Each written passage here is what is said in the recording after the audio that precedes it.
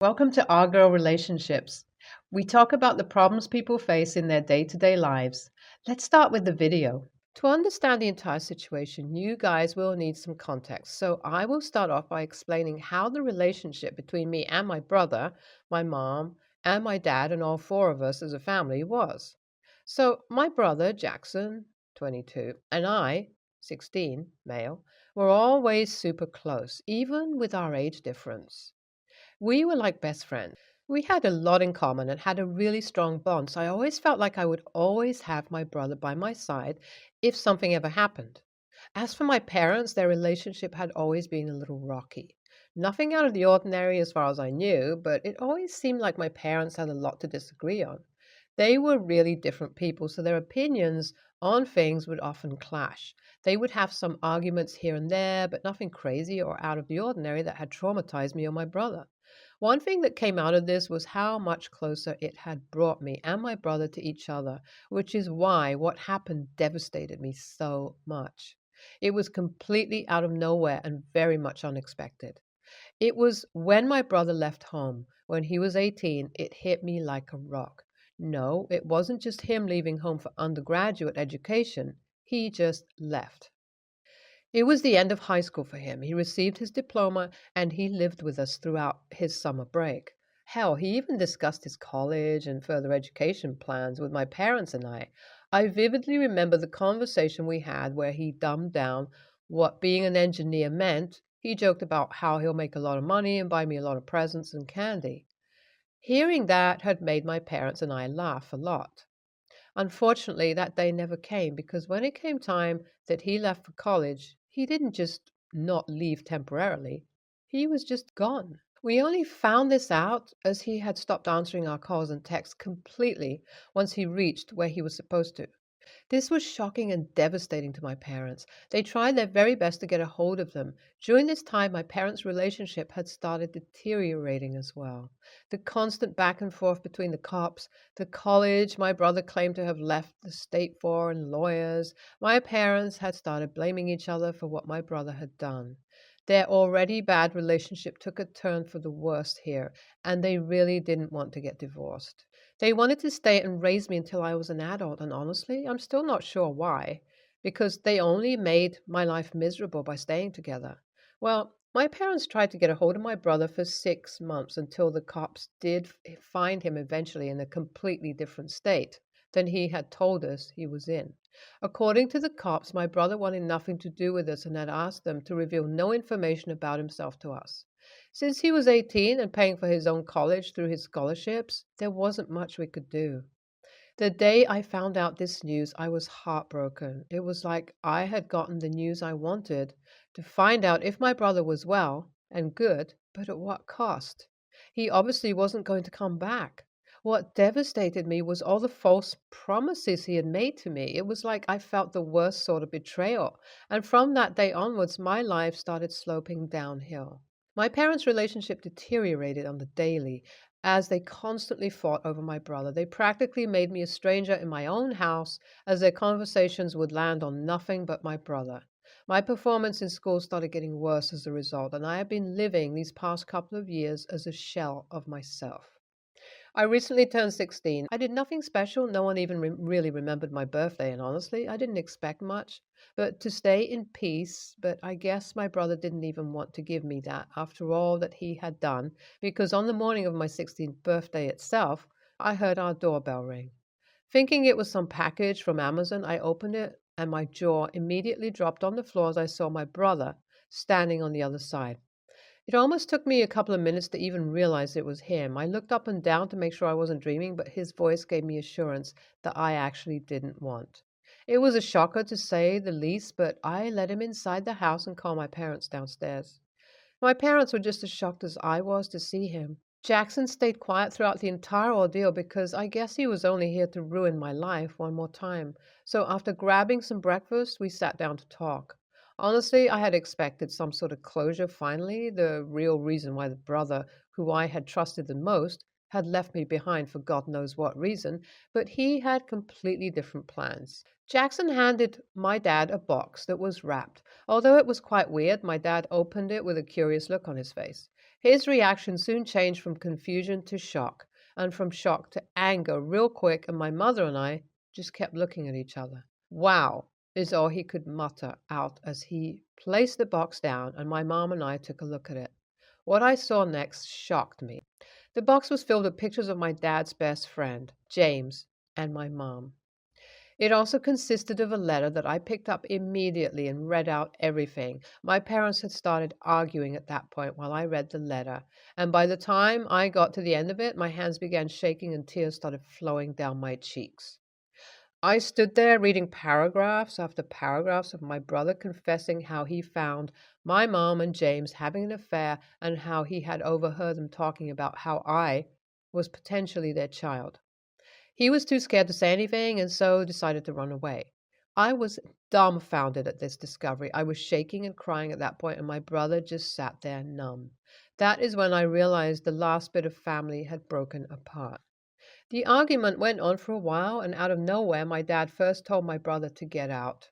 Jackson told him that he wanted to speak more, come to a conclusion, but my dad was having none of it. He was enraged, blaming Jackson for not telling him this any time earlier, so much so that he quite literally physically kicked him out of the house. Then their argument continued for hours as I slowly crawled back into my room, and right then my mom came into my room telling me to pack up my things because apparently, according to her, it was about time that I left the house like my brother because, after all, I was the one who ruined their marriage. I started crying once again and packed up my things because, after all, she was right. I was done living there, and so I packed up my things and just left, unsure where to go. This is where I'm at currently, practically homeless, typing this while using the Wi Fi at a Starbucks, unsure where to go. I don't have any friends, particularly that would take me in. Not any relatives I'm close to, nor have a lot of money that let me rent out an apartment. What should I do here? My parents, too, refused to pick up my calls. Should I go to the cops? AITA, any advice would be much appreciated. I decided to go to the cops, and they made me list out my relatives close by. I gave them a list of a couple of the names of relatives and friends. I didn't name my brother in that list since I honestly didn't want his help, even if he came to me to offer it on his own. After everything he has done, I have no respect left for him or my family. It feels like today is the day I have become an orphan, and it hurts me even more to know that it's all happening while my family is alive and well. I haven't felt so lonely in a long while. Even though I have a roof to live in, it's like I know I'm not really wanted here. I'm currently living with my maternal aunt, who, like I said, doesn't really want me here. It's been 2 days since I've been here, and I've already overheard her speak to my mom and her other sisters on the phone about me and my brother and how we've been nothing but a burden to them. Calling this a heartbreak would be an understatement because I am literally done with my life. It feels like everything that can possibly go wrong is going wrong, and I am more lost than I ever could be. My parents currently are under investigation over my report, and I honestly don't want to return home, even if they're forced to take me in. I'm not sure if this will be my last update, but I will try my best to do so as soon as possible. I had posted on this subreddit 8 months ago, and with everything going on, quite literally forgot about this post. It is only today that I felt like I was stable enough to do anything, so I came on here to thank you all and give you all this update. Basically, after I started living with my aunt, within the first week itself, my brother tracked me down and came over to visit me. I was shocked and honestly kind of annoyed because I didn't want him to make my life any more miserable than it already was, and I told him so. He looked confused and then asked me if mom and dad hadn't told me about him coming to pick me up, when apparently, according to my mom, I threw a fit over this situation and wanted to leave the house ASAP.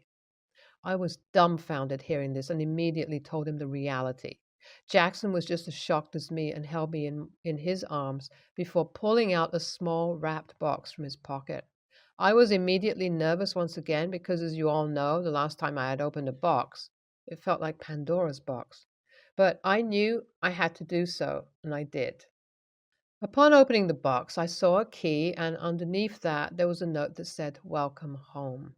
I was quite confused and looked at him as he explained to me how the sole purpose of him returning back was to take me into his apartment. I immediately began tearing up and hugged him super tight, instantly feeling guilty for all the resentment I had built towards him. Ever since then, we have been trying to rebuild our relationship through communication and therapy. My brother has dragged my parents to court and they are ready to give up my custody while paying some money for my expenses. Honestly, at this point, I don't even want that from such horrible people. As long as I'm kept far away from them, I'm all good. As for my brother, he finally sat me down and explained the reason why he just left instead of telling Dad everything that ever went down. He told me that he was scared of their reaction, and he was especially scared of the fact that they would kick me out of the house. So he decided to leave until he could get stable for himself and come to get me out of here. He talked about how now that he thinks about it, it was a bit of a stupid idea back then. In his 18-year-old mind, it all sounded right, and honestly, I really get it. If I were put in a similar position, I would come up with a plan similar to my brother, so I'm not really going to blame him. As long as we have each other's support once again, we're all good. And honestly, so far, I'm only seeing good things coming through, like me befriending my brother's girlfriend. It's like I now have myself a brother and a sister who care about me so much. It is truly heartwarming and refreshing, and I cannot thank you all enough for tagging along in this journey. NTA, but run to the cops. I would honestly rather get placed in the system than be with such mentally draining family. I'm so sorry things have to be this way for you, OP. The adults in your life are truly horrible. NTA, why do I have a feeling that the brother wanted to say more, but just left because of the dad? I would give the cops his contact just in case. I really hope everything turns out to be okay for you. I'm a 17-year-old female, and our school year began on Monday. Last school year, I had two friend groups, but a girl named Laurie joined the second group and bullied me. She was overly bitchy to me for no reason. Like, we would be sitting at the table, and Laurie would announce, "Oh, Matt texted me that the girl next to me was sexy." Then would turn to me and say, "Obviously, he's not talking about you, Chloe. Drop the ponytail, and maybe you won't look like a boy." Laurie would also purposely bump into me and laugh when I fell. But the one time a teacher called her out, Laurie lied it was an accident and didn't get in trouble. People in the group would laugh or join in whenever Laurie bullied me. Even this one person, who I believed was one of my best friends, told me it wasn't a big deal and to just grow up and learn to take a joke. I realized this friend group would always value Laurie more than me, so I cut them all off and only hang out with my non toxic friend group now. I would run into Laurie sometimes in the school bathrooms, but every time she would refuse to look at me and then start hysterically laughing with her friends after I got into the stall. I just learned to ignore Laurie. One Friday, I left class and was going home when I saw Laurie sitting on the steps with her face in her hands. I tried giving her as much space as possible and going up the steps without her noticing me, but then Laurie came up to me saying she needed help. Her after school tutoring place has a van to pick up kids, but today the van left without her and she forgot her phone at home, so she was freaking out. I reminded Laurie how rude she always was to me and why she was asking me for help. Laurie started saying how her parents were going to be mad at her and she's having a really hard time right now because they're divorcing. I have divorced parents myself. They split up when I was 2, so it doesn't bother me. I know divorce hurts for most kids, and I felt a little bad for Laurie, but I was mostly angry that she didn't apologize to me yet, was still expecting me to drop everything and comfort her after she treated me like trash. I told Laurie that, "Dude, I really don't care. Go to the main office and ask them for help. My parents are waiting for me." The parent thing was a lie, but I just wanted to get away. I told my dad and brother, Tom, about what happened during dinner. My dad said he was proud of me for standing up to Laurie and that I don't owe bullies anything. But Tom told me after dinner that even though Laurie was a bully, she's going through a hard time. Tom's older and the divorce had a big impact on him. And she didn't have anyone else to turn to, and telling Laurie I really don't care was a bit too mean. He said I should have been more forgiving to Laurie because we could have become real friends after it. Tom then said even if Laurie was still a bully, part of being a good person is to treat others well even if they don't reciprocate. I don't agree with Tom, but I've thought about this all weekend. So, AITA? NTA, your dad is right, and your brother can kick rocks. This girl was physically abusive and honestly doesn't deserve pity. My mom has me, 16-year-old female, and my brothers Nico, 17, and Shay, 18, with our dad. He died on my 5th birthday really suddenly. Mom was young and had the three of us, and she ended up meeting our stepdad less than a year later. I think it was about 2 years after my dad died that she introduced him to us as her boyfriend, and they married fast after that. At the time, mom and my stepdad wanted him to adopt us and to change our last names to his so we could be a legal family and share a family name. We had said no, but they went through the process for the adoption. And when it came time for court, the judge took us aside and we spoke to him and expressed that we did not want to be adopted or to have our last name changed. It's not something I remember the best because at the time I was really upset, but the end result was the judge turned down the adoption request and the change of name request. My grandma said that the judge told my mom and stepdad that he didn't want to leave us feeling even more robbed of our dad by taking away his name and his ties to us legally. After all that, my stepdad tried so hard to get us to start calling him dad. He always called us his kids, his daughters, sons, etc. But he made a real emphasis on how much he wanted to be our dad and how he wanted to feel us accept him in that kind way. Mom would sit and tell us how we were blessed to have two dads, one in heaven who looked down on us and one who was with us on earth and could raise us and be the parent we needed. She said it would be such a positive thing to embrace him as our dad. My brothers and I never did call him dad. Mom had more kids with our stepdad and they called him dad, but it was always a problem that we didn't. My oldest brother graduated last year and he moved out soon after. He graduated early and there were some things that went down which resulted in mom and stepdad bringing Nico and me to therapy with them.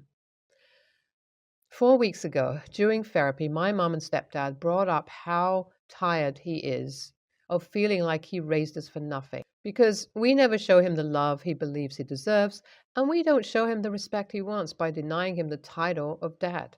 They said he is very close to leaving. So mom asked if either of us would consider trying to be more open to the idea. We would at least refer to him as dad to others, even if we don't call him dad to his face. I said I would never be okay with that. My brother, too. Mom cried, and my stepdad, well, I think that was a breaking point for him. It feels like their marriage is all but over, and deep down, I know both of them blame me and my brothers. I hate seeing my mom so upset. My stepdad can't hide the fact he's angry with us over it. AITA? NTA, they tried to force the adoption down your throats when none of you wanted it. And now he says this is a deal breaker for the marriage? If that's true, he never really wanted a marriage. He just wanted to be a dad.